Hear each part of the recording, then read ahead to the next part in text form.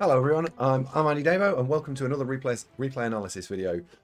This game is taken from the same run as the previous replay analysis video, just a few games later. So I'm playing Necromantic, and this time we're playing off against Nurgle. In this particular game, the team value difference is a couple of hundred. I'm playing with 2 bribes and a wizard. I think it was 350 in retrospect. And it's also an interesting game to look at because we're now playing at sort of medium-high team value, or playing into medium-high team value of around about 1800 TV. I think the game starts to shift and change at that sort of team value from the low team value positional game that you have to play up to probably something a little bit more high rolly or removals based, because we look at the teams here. We've got Nurgle Warrior block Mighty Blow, we've got block Claw Mighty Blow, block Mighty Blow, block Mighty Blow. We've also got Mighty Blow on the Beast naturally, and we've got a Tackle Mighty Blow here. So if you start basing things up at this point, you're just going to get smashed off the field. Now there's no guard on the Nurgle team, so typically if this was an evens team value match, I'd be quite a long way ahead because I'd actually be able to fight them, as both Flesh Golems would have guard at this point, both Whites would have guard at this point, and I might have been lucky enough to pick up a guard on a zombie or something like that.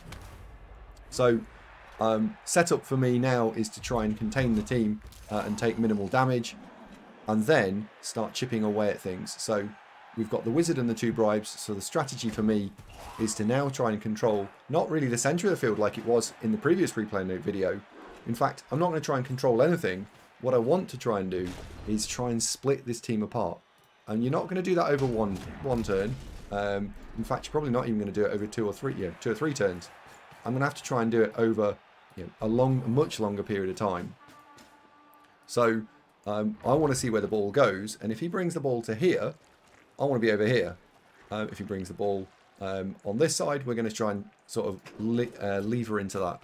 And for the rest of the game, just because Nurgle have got so many players with additional skills, we're just going to turn earned skills off. I'm going to try and minimise that down.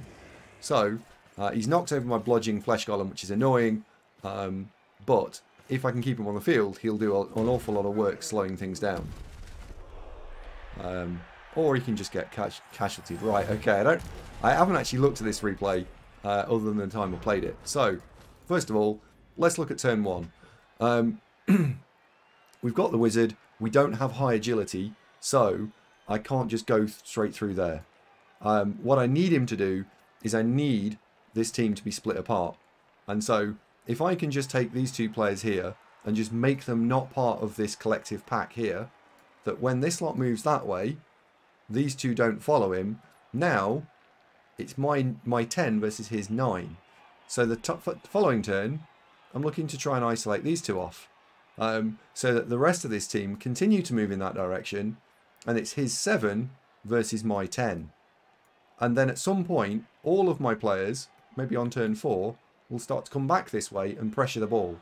With the wizard, we've got the ability to then take the ball away from him, and then we either create a defensive score, or we push him into the end zone and make him score on turn 4 or 5, and then we're able to then go and score at the half at 1-1, and then maybe using the wizard, if we didn't already deploy it, we can then win the game 2-1.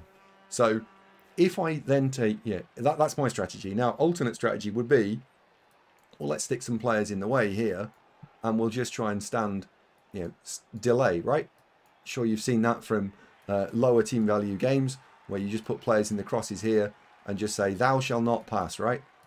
And 1, 2, 3, 4, 5, 6, 7, 8. So 8 players, and he's not really scoring from there. 9 if we want to really lock this up. The problem is, this guy here, he's got a 30% removal chance. So if he only threw 1 hit a turn and he knocks you over, we're talking about losing a player every 3 turns. He only needs to get rid of 4 players probably to be able to carve a viable scoring chance. So you can't play the same high TV strategy as you can at low TV, I don't think. Let's see what I actually do. Looking at this right now, we can probably get a claw hit on this guy if we can stand a player there, and maybe cancel the assist by standing someone there. We also got some bribes, so if we can knock him over, we can then foul him off the field, while also tagging this rotter out and that does remove 2 players from the drive. Oh, we have actually got a guard. Right. So we just need 1 more assist. The guard is providing an assist and cancelling. There we go. And indeed, the claw comes through. It's a bit far away for the dirty player, and I'm obliged to, in my opinion, I'm obliged to re-roll this because if you don't re-roll it, you just get smashed off the field. So it's 10 plays 10. His players regen, and my players regen, so we're fine. And this is where I'm going to take everyone and just run out of the way, because strategy-wise, that says that's the best thing to do. This is not something to be doing at low team value, though. So, my opponent takes the bait and runs sideways. And in fact, has actually kept this Pestigor away when he probably wants to bring him this way because the tackle is useful for dealing with my blodging white.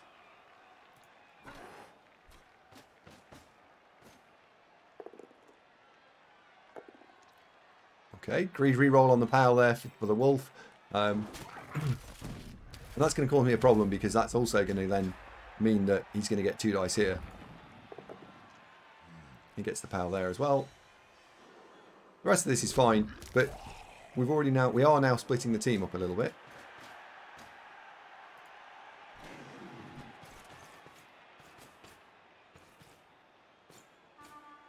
Okay. So, strategy for me now looking at this would be, if I'm going to stand stuff up, I've got to stand everybody up. If I don't stand everyone up, that would be better because I wouldn't take any hits. And I can already see this guy's being stood up, so that worries me a little bit. What am I trying to do here? Looking at this now, I think this is kind of obvious actually, which is that we want to get a foul on this. We want to get 2 dice on this. So if the white goes in there, I need to set a block up here. So the flesh golem needs to go there. Throw the 2 dice block, and regardless of the result, you follow up. At that point, you've now got 2 dice with a wolf. 1, 2, 3, 4, 5, 6, 7, bang, bang. And the dirty player can swing. I think that's the play for me, looking at this now. It's the highest value target that's available, and it gets me my 2 dice block here. I can't really see another option. If you want to put the blodge white in here, you can have 2 dice there, stand that up and swing at that. Maybe. I think it's less optimal. I'm curious what I actually do here.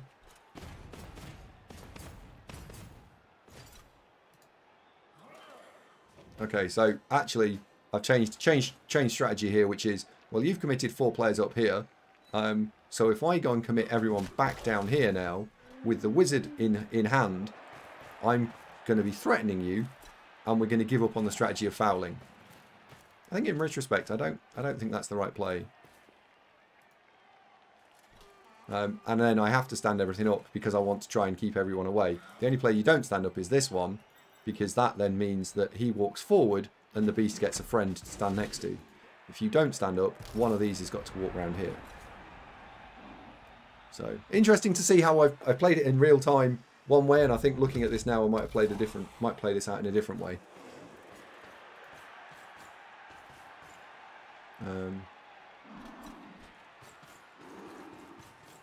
So the blitz is clearly going to be on the wolf here, I think, and then he's going to foul that, or he's going to use the diving the prehensile tail standing there.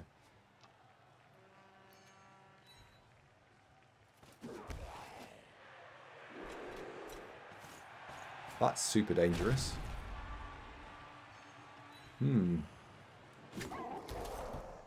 That could also be in a 1 in 9.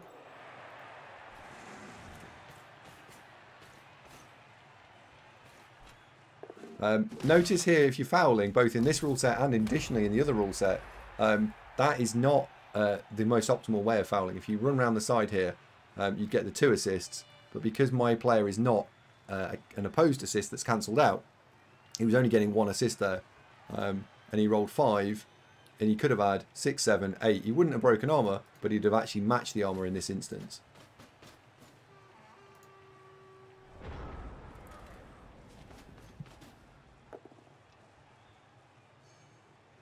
Oh, that's interesting. So that means that Flesh Golem can now go and stand here, and I can put pressure on the ball carrier directly. I wonder... I don't think this was a wizard turn. I really don't think this was a wizard turn. But actually, let's just wind this back. So let's say we pause this. Let's say we wizarded here. We go 1, 2, 3, 4, 5, 6. It's not great. And then 1, 2, 3, 4, 5, 6, 1. You could go 1, 2, 3, 4, 5, 2 dice, 2 dice, and you could surf both of these. I think it's greedy as fuck, but I think you could do it. I don't think it's wise. I think this probably is the right blitz. That we take that and we just go and say, well, you're in trouble now. Get out of it. You're going to have to dodge. Leave that, let it go. And this is strategically, this is fine. Not worried here. You need to go and score. And arguably he needs to score before rolling any dice, because if he uses the reroll on a double skull, let's say, then he's going to be in a lot of trouble. That's a shame. I've got a bench, so it's not the end of the world, but it does mean I'm now playing the rest of the game without a bench. So the correct blitz hit... Wait, what?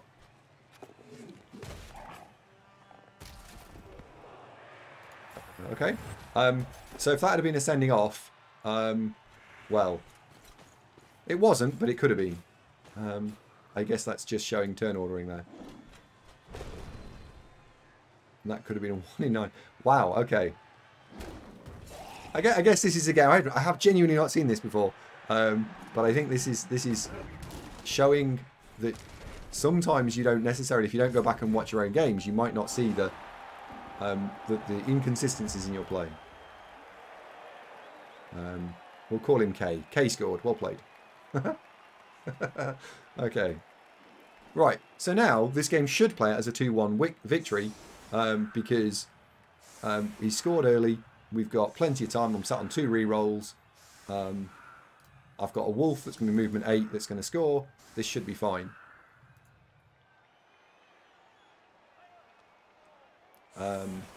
I think, look at this now.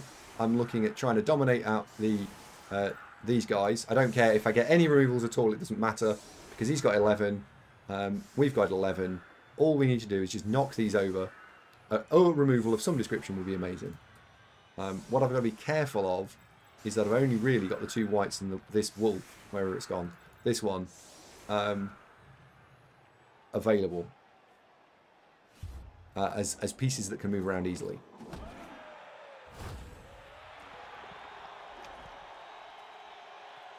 That's unfortunate. I think a blitz here is also just as bad. So perfect defense is a roll of 4 on a kickoff table, and a blitz is a roll of 10. They come up what? 1 in 6 each. So there's a 2 in 6 chance of that happening. But look at the momentum shift on this now. This is horrendous. This is absolutely horrendous from a momentum point of view. And it's a reasonably good kick.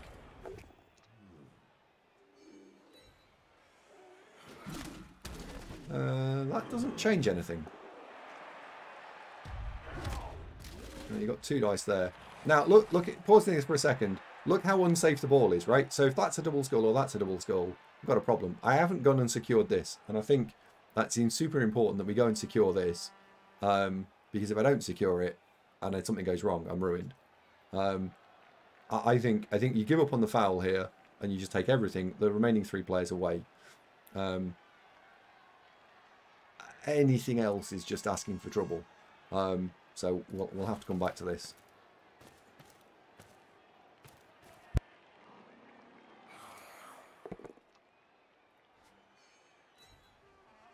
So blitz, that makes a lot of sense. That's looking a bit greedy. This is definitely looking on the greedy side, and I think while I was maybe a little harsh on my opponent's play earlier, now this is greedy. This could have definitely have gone wrong. In the same way that my opponent's play could have gone wrong, I'm asking now for trouble. 1, 2, 3, 4. That has to go there. In fact, I think actually it should go there. Yeah, that's a mistake. If you pause this, you can see why this is a mistake, right? 1, 2, 3, 4. 2 dice block there. Now you've got the blitz available to pick the ball up. That's a definite mistake. He should be stood in that square there.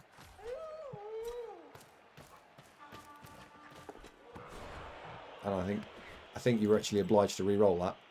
Because You're not if that's there, right? If that's there, you can let that roll because he can't blitz the wolf. But that's going to get blitzed this turn. And I only want 4 more turns to score. Not good enough. That's a mistake. I mean, it did rely on the knockdown, but it was a 75% chance, so never mind.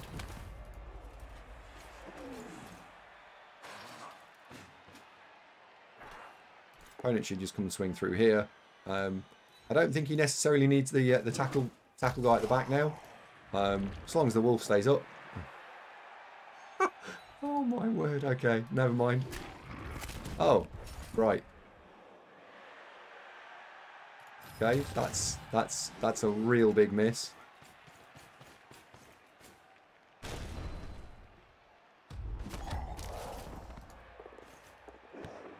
And he's got the ball. And he's actually got the ball on a blodger, and the wolf that just got killed off was the blodge tackle wolf. So now I've got a big problem.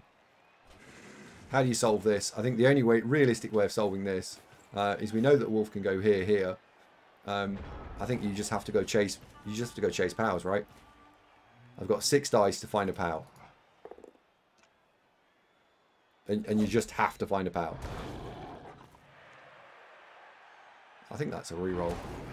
I think looking at that's a reroll right now.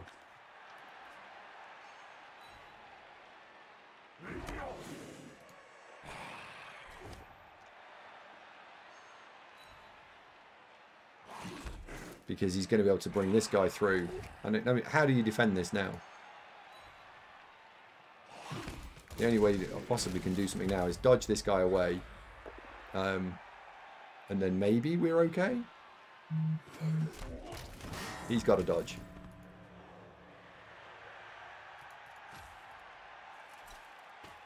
He's got to dodge.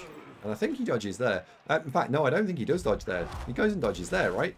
Because otherwise he runs down the sideline. I think I'm going to put him here.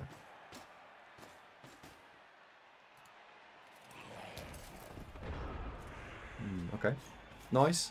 There is a T-shape that maybe you can exploit here. Because if you can blitz from here and knock the wolf, that pushes the ball carrying guy back. Oh, and if that's a POW... although he has blocked his own route, which was a mistake. I think if he'd have stood there, you could have done this T-shape without a dodge. 1, 2, 3. Oh no, sorry, you can walk through. Nice play, well done. He finds the thing. But now he's got to dodge. Now the one thing we can say about the Nurgle team at this point is it is very... oh wow, okay. So now we don't even need to find the POW. We just need to blitz it here and push it there. And we're fine. So blitz and push. And actually, we're actually back on to being fine again. Please don't bounce off the field. Wow. Right. This is completely fine now. So again, same problem here. This guy can unlock. So 1, 2, 3, 4, 5, 6. If you stand there, this guy should be considered as being down. At that point, we've got a problem. So maybe here we just need to control. We only need to worry about that if we either do 1 or 2 actions. 1, 2, 3, 4, 5, 6. Go for it and stand there. Or 2, we just lock this guy up some more. Now we've got Mighty Blow here, so I think you swing here and Mighty Blow this, and then you go 1, 2, 3, 4. At that point, you've covered anything that's going to come from the right hand, the centre. And you save yourself a go for it. So I think you stand there. I think that's the right square to stand. We use the Flesh Golem to lock up some more of this. In fact, I don't think it goes back here. I think it comes in front here. And the Dirty Player Zombie goes there. So then you've covered this. And the Wolf is then free to go and stand at the front here. Or maybe actually the Wolf comes around. You can go 1, 2, 3, 4, 5, 6, 7, 8. Your Wolf stands there. Yes, that's the best play, isn't it? Wolf stands there. Dirty Player tags this guy. Flesh Golem goes at the front because when these guys pile across, that's the play. So the block here is important. A knockdown would be super helpful, but you end up having to push it there if not. 1, 2, 3, 4. Yeah. So we don't need to do anything crazy this turn. We just... oh. Yeah, that's a mistake. Unless you want to now follow that up. Still not sure about that.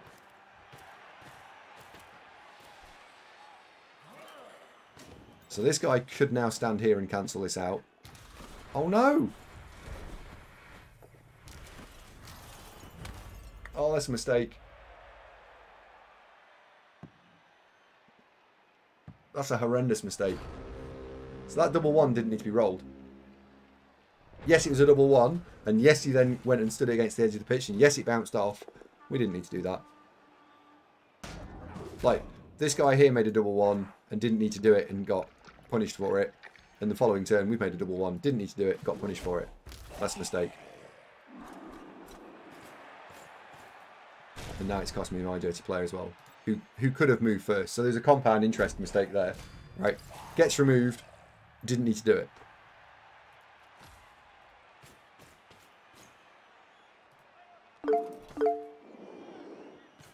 Oh dear. And there's no way I'm getting this ball back now. Okay. That's going to be a problem. So there's no way we're scoring now. So the best result we're probably going to get is...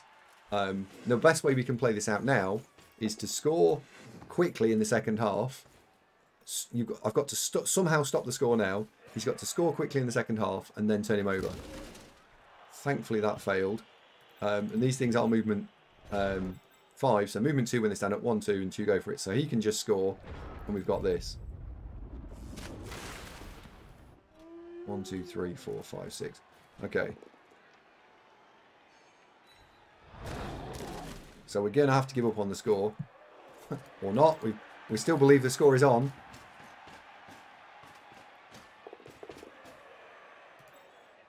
It doesn't really change anything. I'm now just waiting for him to fail.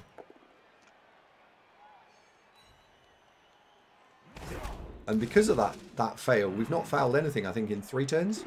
4 turns? So I've got double bribe and I'm not using it. And I'm not using it because bribes only... You can only take bribes if you can guarantee you can control the game in some degree. I have not been able to guarantee you can control the game, and thus the bribes are of no use. So maybe bribes should be considered a win more function.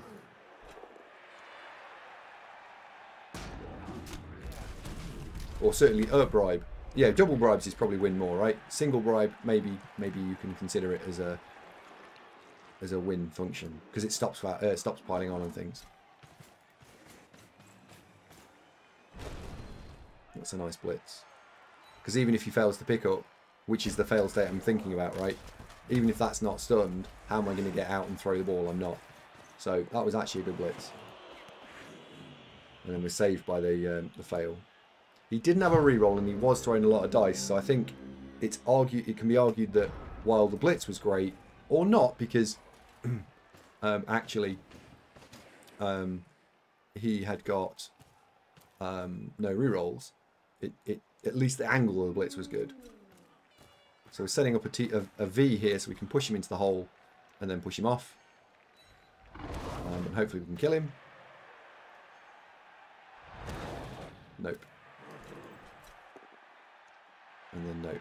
And notice there's no real foul. I think this should be a foul. 1, 2, 3, 4, smack. Yeah. And that's it. So that's the first half. Let's go and skip forward to the second half. So one of the Nurgle warriors has stayed out, and I've lost a wolf, a zombie, and something else on the sideline, another zombie. So we're playing off 1, 2, 3, 4, 5, 6, 7, 8, 9. 2 down.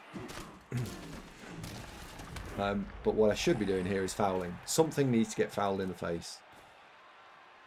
The ball is not really safe. Well, no, the ball is fine, isn't it? So we need to foul something in the head.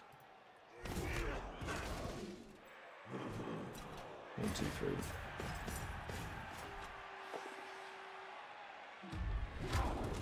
And then back 1. I think I need the extra assist here.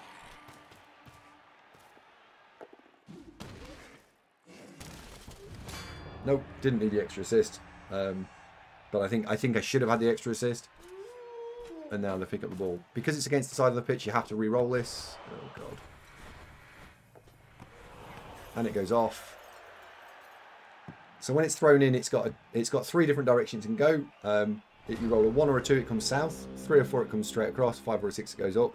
So it's clearly rolled a 4 or 5, a 3 or 4 there, and then it goes 2d6 distance. 1, 2, 3, 4, 5, 6, and then it bounces once. Imagine that was 1, 2. Excuse the camera. 1, 2, 3, 4, 5, 6, 7, 8, 9, 10. Like imagine it rolls there, and then I'm just toast. So that's why you have to re-roll it.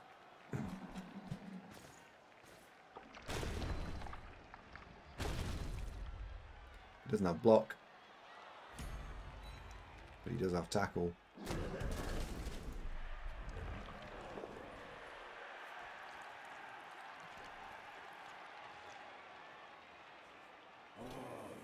And this is where being players down against Nurgle is a real pain because they're naturally stronger than you, so you need the extra assists. This is a +1 foul, no bribe, into Thick Skull. Maths on that, by the way, fouling into Thick Skull. Dirty Player and Thick Skull cancel each other out, so 1 assist. He's looking at about 30% removal for him to get himself sent off, and only about 15% chance of getting my player out. So does the extra value of the Flesh Golem make up for the fact that you might lose a player for the rest of the drive? Interesting question.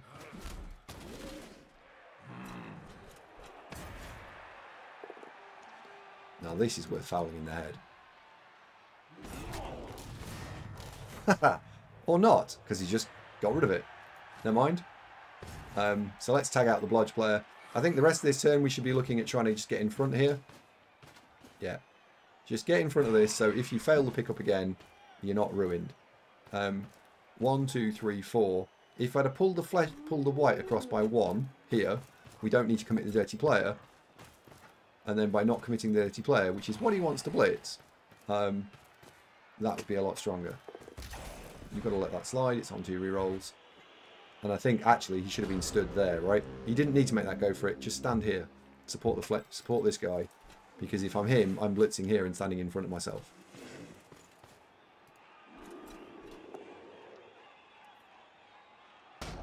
And this is not looking like an early score, is it? Finds the pout. And a mighty blow with a stun. This could be a problem. If he breaks armor here, I'm in trouble. Oh dear. Now, pause for a second here, because there's 2 different choices of square. You stand here, or you can stand here. And they both have a different upside and downside. If you stand there, the wolf has now got to go backwards and round. If you stand here, I've got to find extra assists. So I think the right square is probably here. However, if you stand there, you must go and cover the back area over here, because my play is going to be to run this way. And if we look at this pitch in a bit more detail, yeah, where am I going to go if I run it over here? So I've got a chance of losing the game because I roll a 1 in 9, or you stand here and you offer me a 1 dice. I don't think so. I think you just stand there and just let this player roll some dice. Yeah, I think that's the right play. But before you do this, both of these need to come over here, because that's where I'm going to go. Lost a nut. Bloody hell. This is brutal.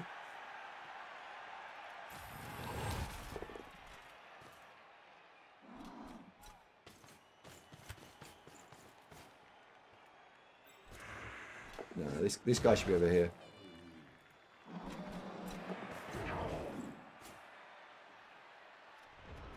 Right. Okay. That last move was, I think, was probably not the right move. Because now the white can go and stand there. 1, 2, 3, 4, 5, 6, 7, 8. We'll go for it. We can surf that, and the flesh gone 1, 2, 3, 4. We've now created a V shape where most of his players are over here. This one's not relevant. We get 2 dice block here, and if we're then super lucky, 1, 2, 3, 4, 5, 6. You've surfed that, and that's tagged. We score next turn. All we need to do now is not roll the 1 in 9 there, and then not roll a 1 in 9 there. Which I think is totally reasonable.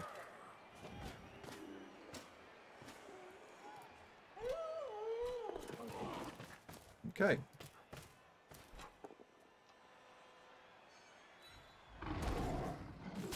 Uh-oh. So there's a go for it. And there's the 1 in 9. Okay, at that point, I think the game's done. There's not much more I can do with this game now. We're too far behind. The Flesh Golem has now not held anyone up because he's knocked him over. And bar anything miraculous happening, we're toast. So I'm going to just quickly sort of think over the turns. In the first half, I think it's fair to say my opponent has rolled dice that didn't need to be rolled in the sequence that were rolled. However, has interlaced that with some quite nice positioning. Just has gone incredibly high rolly. We then didn't score a return drive, not because we were unlucky, but because we made a poor life choice. And I think that's super important. Yeah, we made a poor life choice and didn't score. And I wonder if that, looking back on this reflectively, is because I was annoyed at how the game had been going rather than making optimal choices. Right, what do you think? In the second half, I think we have run out of players a lot, and because of that, it has been super difficult to get any traction on anything. This was, oh dear. This bit I remember, and I certainly remember thinking, oh dear, that was just poor play. And yeah, things aren't going our way, but the situation we're in now didn't need to be the situation we're in now if I'd have made some different choices earlier in the game. I'm not going to play the rest of the game out, but we are going to just skip forward to the end and have a quick look at the dice log. Not because I think reviewing the dice log is a good thing to do inherently, but because, and in fact, actually, I think it can sometimes be unhelpful because you then don't go and do what we've just done, which is look at the game and say, did I make any mistakes?